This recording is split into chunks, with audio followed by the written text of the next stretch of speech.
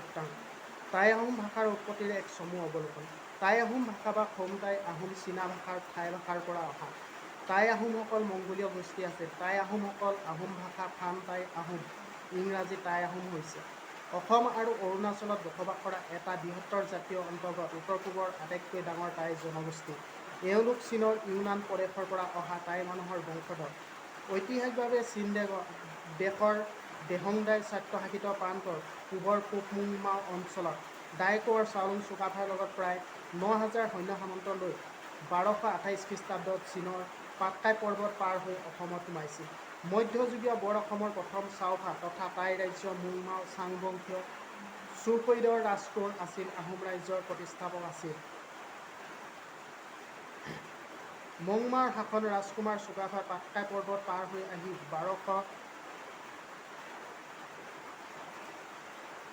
মংমাওৰ হান ৰাজকুমাৰ চুকাফাই পাটকাই পৰ্বত পাৰ হৈ ১২২৮ খ্ৰীষ্টাব্দত অসমত আহোম সাম্ৰাজ্যৰ প্ৰতিষ্ঠা কৰে আৰু ১২৫৩ চনত চৰাইদেউত ৰাজধানী পাতে, বৰ্তমান শিৱসাগৰ। চুকাফাই অসমত প্ৰায় ৬০০ বছৰো অধিক কাল ৰাজত্ব কৰে আৰু তেওঁ অসমত বাস কৰা সকলো জাতি জনজাতি তেওঁ একত্ৰিত কৰে অৰ্থাৎ ৭ ৰাজ মাৰি এক ৰাজ কৰে।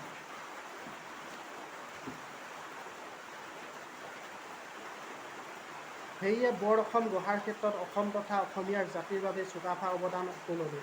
সেইকাৰণে তেওঁৰ নামৰ আগত চাওলুং অৰ্থাৎ টাই ভাষাৰ মতে চাও মানে ঈশ্বৰ, লুং মানে মহান আদি শব্দ ব্যৱহাৰ কৰা হয়। এইজনা স্বৰ্গদেউ ১২২৮ চনত মৃত্যু হয়।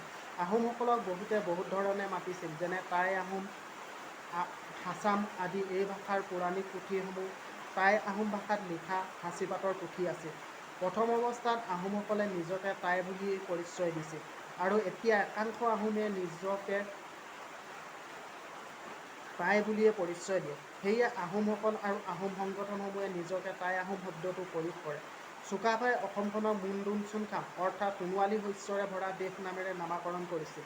সেই সময়ত বিভিন্ন জনগোষ্ঠীয়ে টাইসকলক পৰাস্ত কৰিব নোৱাৰি অসম বা আহোম বা অহম বুলি মাতিছিল। কালক্ৰমত আধুনিক যুগত তেওঁলোকক আহোম নামেৰে মতা হৈছিল। আহোমৰ প্ৰথম ৰাজধানী আছিল চৰাইদেউ, বৰ্তমান শিৱসাগৰ জিলাত আছে, আৰু দ্বিতীয় ৰাজধানী আছিল হাবুং, বৰ্তমান ধেমাজি জিলাৰ বৰৰাজোহা গাঁৱত আছে। পৃথিৱীত এনে এটা জাতি নাই যি জাতিয়ে অসমৰ প্ৰায় ৬১০ বছৰ ৰাজত্ব কৰিছিল। সেই জাতিটোৱে হ'ল আহোম জাতি। বৰ্তমান সময়ত এই জাতিটোক অৱহেলিত কৰা দেখা গৈছে। এই জাতিটোক সকলোৱে অধিক গুৰুত্ব দিব লাগে। অতীত বুৰঞ্জী পাত লুটিয়ালে এই জাতিটোৰ বীৰত্ব কথা এতিয়াও পোহৰলৈ আহে।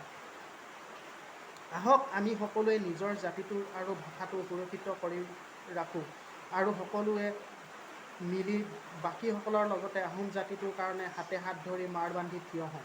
ইয়াক পুনৰাই গঢ়ি তোলোঁ আৰু পাৰিলে ভাষা লিপিসমূহ সংৰক্ষিত কৰি ৰাখোঁ, যাতে এই জাতিটোৰ বীৰত্ব কথা ইতিহাসৰ পাতত জিলিকি থাকে। পাৰিলে আমি উঠি অহা ল'ৰা-ছোৱালীসকলক এই ভাষাৰ প্ৰতি আগ্ৰহী কৰি তোলোঁ আৰু লগতে তেওঁলোকক বিনামূলীয়া পাঠদান আগবঢ়াওঁ। বৰ্তমান সময়ত প্ৰায় দেখা যায় এই ভাষাৰ কিতাপ, বুৰঞ্জী, সাঁচিপাতৰ পুথি প্ৰায় বিলুপ্তি হৈছে। ইয়াক আমি সংৰক্ষণৰ ব্যৱস্থা কৰিব লাগে, যাতে আহোমৰ ৬১০ বছৰ ৰাজত্বকাল অসমৰ ইতিহাসত জিলিকি থাকে।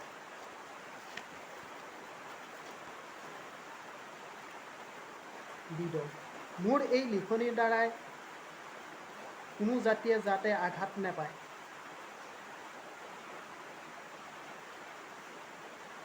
মই ভাবোঁ প্ৰত্যেকে নিজৰ জাতিটোক গুৰুত্ব দিব লাগে, যাতে তেওঁলোকৰ জাতিটোৰ বীৰত্ব কথা লিপিবদ্ধ হৈ থাকে। এই লিখনিৰ দ্বাৰাই মই নিজৰ মনৰ ভাৱ প্ৰকাশ কৰিছোঁ। কোনেও যাতে বেয়া নাপায়, কাৰোবাৰ মনত আঘাত দিবলৈ নহয়। এই জাতিটোৰ বিষয়ে বৰ্তমান সময়ত বহুতো বিৰূপ মন্তব্য কৰা দেখা গৈছে। মোৰ ধাৰণা হয় কিজানি আহোমৰ ৬১০ বছৰীয়া এটি স্মৃতি হেৰাই যাব, তাক লৈহে এই লিখনিটো লিখা হৈছে। ৰং বয় বয়, চাও পুলিন চেতিয়া, বান পোৱা শইকীয়া, ধেমাজি। ধন্যবাদ।